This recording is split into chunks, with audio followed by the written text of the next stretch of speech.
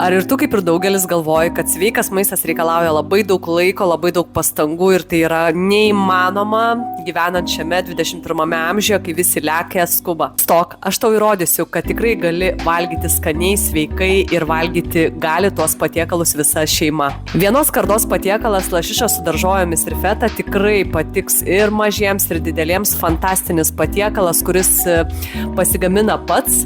Iš tikrųjų jį pagamina orkaitė. Tau reikės tik tai pasimėgaujant suvalgyti šį patiekalą. Tau reikės apie kilogramo lašišos, tada supjaustyti šviežią burokėlį kubeliais, turėti šaldiklėje šaldytų šparaginių pupelių, jas įdėti taip pat į skardą, įdėti fetą sūrį ir avinžirnius įdėti. Avinžirnius naudoju konservuotus, nusausintus ir apšlakščiau viską alyvuogių aliejumi.